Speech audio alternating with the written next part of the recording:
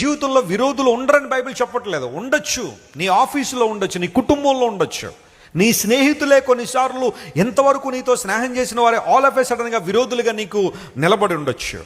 నువ్వు ఎవరినైతే ఎక్కువ ప్రేమించావో వారే ఎదురు తిరిగి నీ మీద దాడి చేయొచ్చు. నీ కుటుంబ సభ్యులే నీ మీద దాడి చేసే పరిస్థితులు వస్తాయేమో. నీ కుమారులే, నీ కుమార్తెలే, నీ కోలండ్రలే, లేకపోతే నీ అల్లుళ్ళే, నీ యొక్క బంధువులే నీకు విరోధంగా నిలబడి నిన్ను ఇబ్బంది పెట్టాలని ప్రయత్నం చేస్తుండొచ్చు. ఈ రోజు నువ్వు ఎదుర్కొన్న సమస్య రేపొద్దు నీకు ప్రమోషన్ ఇవ్వబోతుంది. నమ్మిన వారు చెప్పలు కూడా దేవుని మహిమపరచండి. హల్లెలూయా. శత్రువు కొన్నిసార్లు నీ మీద తక్కువగా మాట్లాడుతున్నప్పుడు, నీ బలహీనతలు ఎత్తి చూపిస్తున్నప్పుడు నువ్వు జాగ్రత్తగా గమనించాల్సింది ఏంటో తెలుసా?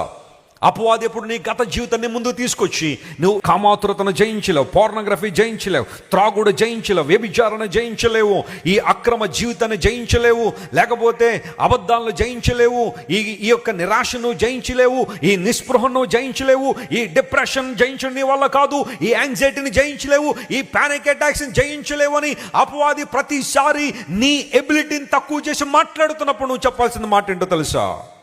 నా దేవుని సహాయంతో నేను ప్రాకారాలు కూడా ఏం చేస్తానో దాటగలను, నా దేవుని సహాయంతో నేను సైన్యాన్ని జయించగలను.